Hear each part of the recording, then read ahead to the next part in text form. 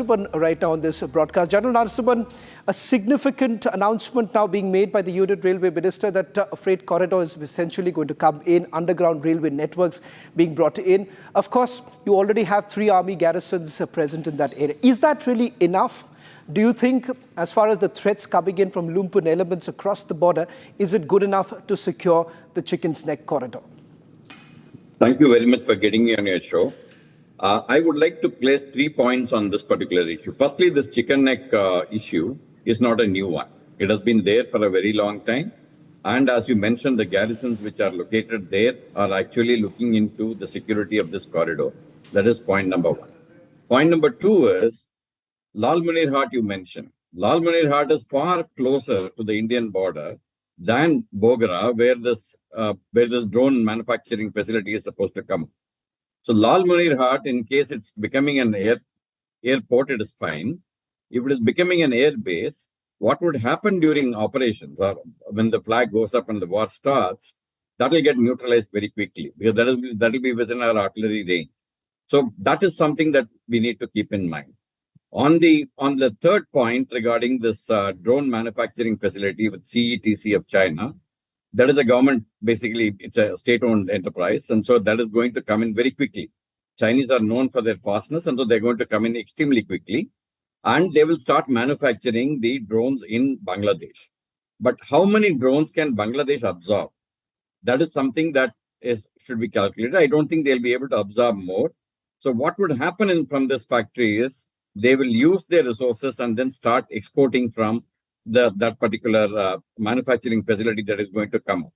So if you look at it from this angle, even that 130 kilometers is there, but still that can also be neutralized. So during the time of war, this is something that is not going to be worrying so much because these can be handled. The point regarding the underground railway line is very, very important because in this 22-kilometer corridor, you have the railway line, you have the main highway, you also have the oil pipeline. All of them are running through this corridor. So these need to be protected very well.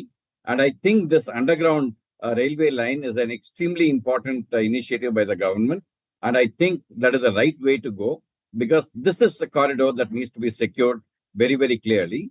Though militarily it is possible, I think the infrastructure also needs to be built up underground. That is a very good move by the government of the day.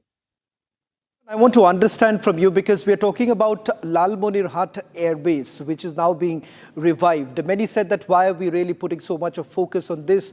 Because, they do have the right to do so. But we are talking about, a World War era air base, which is now being, perhaps once again re-looked into it. You've had the Bangladeshi army chief coming into the picture.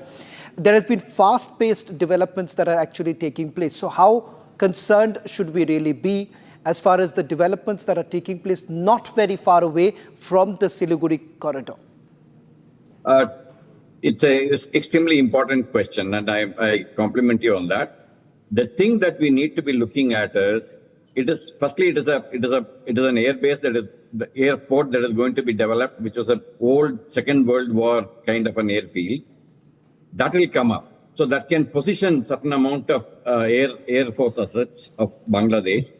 I am not confident that the Chinese will place any of their assets there at that point because then it brings a different I would say, a play of the 3 countries between India, Bangladesh and China.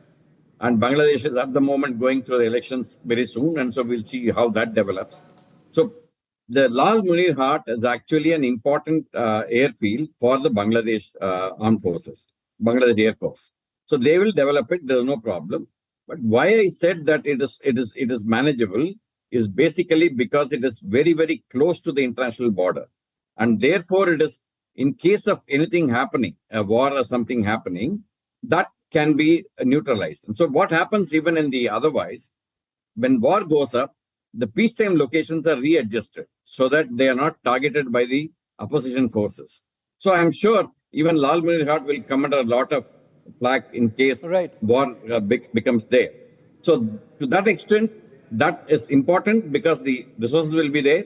But during war, I think it can be handled.